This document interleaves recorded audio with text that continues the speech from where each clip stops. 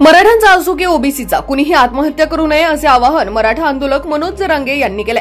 लातूरमधील एका ओबीसी तरुणाने आत्महत्या केली असून त्या कुटुंबियांच्या दुःखात आम्ही सहभागी आहोत। मात्र कुणीही आत्महत्या करू नये, कारण राजकारणी येतात, भेटून जातात, मात्र कुटुंब उघड्यावर पडतं।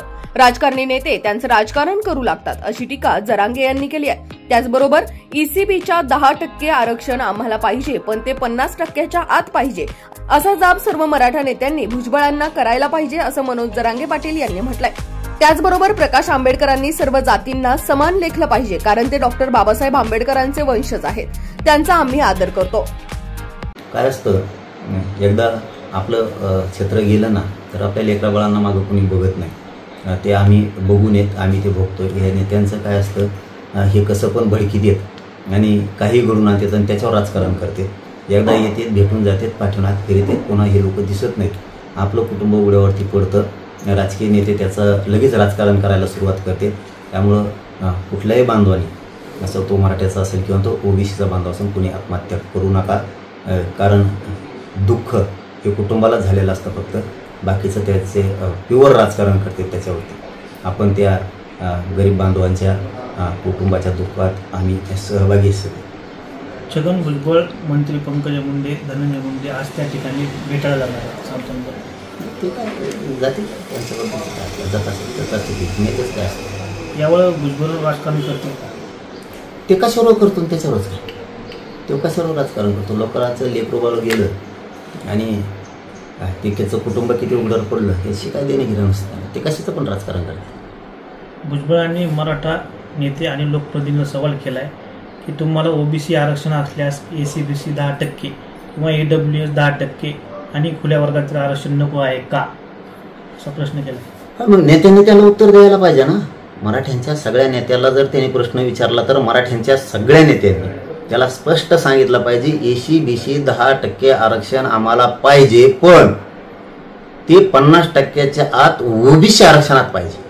हे उत्तर मराठ्यांच्या सगळ्या नेत्यांनी द्यावं, कारण जी मागास सिद्ध जात झाली, जिला आयोगानं मागास सिद्ध केलंय, ती 10% मराठा समाजाची जात ही 50%च्या आत घ्यावं लागते, असं कायदा मागासवर्ग आयोग, केंद्रीय मागासवर्ग आयोग असं निकष त्याचे आहेत की ती जात मागासिद्ध असायला लागते। तर मराठा हा 10% मागासिद्ध आहे, पण जी जात मागासिद्ध झाली तिला 50%च्या आत ओबीसी आरक्षणात घ्यावं लागतं। तर मग आम्हाला मराठ्यांच्या नेत्यांनी त्याला प्रश्न विचारावा, एसीबीसीचं 10% आरक्षण हे मागासिद्ध करून दिलंय, तर 50%च्या आत देण्याऐवजी वर का दिलं? 50%चं वरचं 10% आरक्षण आम्हाला नकोय हे स्पष्ट मराठ्याच्या नेत्याने सांगावं। ते 10% आरक्षण आम्हाला एसीबीसीचं पाहिजे, पण मग ते 50%च्या आत ओबीसी आरक्षणात दे, हे उत्तर त्याला द्या। त्याच्यामध्ये त्यांनी सांगितलं की सुशिक्षित लोकांनी याचं उत्तर द्यावं, अशिक्षित लोकांकडून अपेक्षा नाही, तर थेट आरोप तुमच्यावर घ्यावा। मी अशिक्षित आहे काय, तू तर रटकुंडीला आला ना, तू तर मेटा कुठेला आलाय पा। मी अशिक्षित असून तुला एवढा खोटा ठोकलाय, तर आमचे सुशिक्षित बोलायला लागले तू काय होईल याचा विचार कर मग। आणि त्याला चांगला माहिती मी सुशिक्षित आहे का अशिक्षित आहे, त्याला चांगला माहिती। चांगलं म्हणजे तो पण हुशार आहे, त्याला चांगला माहिती। पोरग हाय पण किती डोकेबाज आहे हे त्यालाही चांगला माहिती। परंतु आता सुशिक्षितलाच उत्तर मागितले, तर आमदार, खासदार, मंत्री, नेते मराठीचे जे कोणाला त्यांनी उत्तर मागितलं असेल त्यांनी स्पष्ट उत्तर द्यावं। 10% एसीबीसी आरक्षण आम्हाला पाहिजे, पण 50%च्या आत ओबीसी आरक्षणात पाहिजे, हे उत्तर त्याला सगळ्यांनी द्यावं।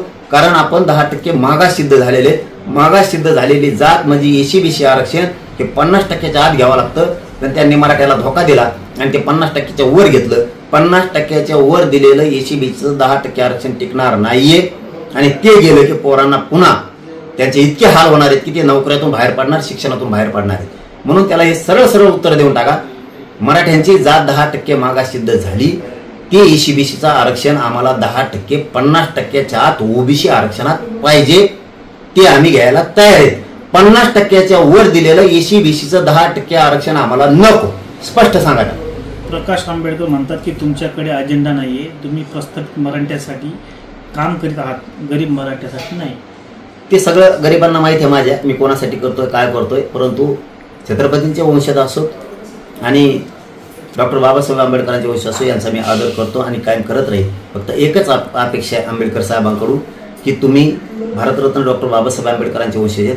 किमान तुमच्या तोंडून तरी एका जातीकडून ओढलं गेलं आणि दुसऱ्या जातीच्या विरोधात काम केलं गेलं असा संदेश जायला नको. तुम्ही सगळ्या जातींना सारखं धरलं पाहिजे, कारण तुम्ही भारतरत्न डॉक्टर बाबासाहेब आंबेडकरांचे वंशज आहेत. एवढीच आमच्याकडून अपेक्षा आहे, बाकी मी काय बोलत नाही. सरसकट आरक्षण अशक्य आहे, हा GR कोर्टात टिकणार नाही असे प्रवीण गायकवाड म्हणाले. चला पुढे. ब्युरो रिपोर्ट, जनता आवाज न्यूज.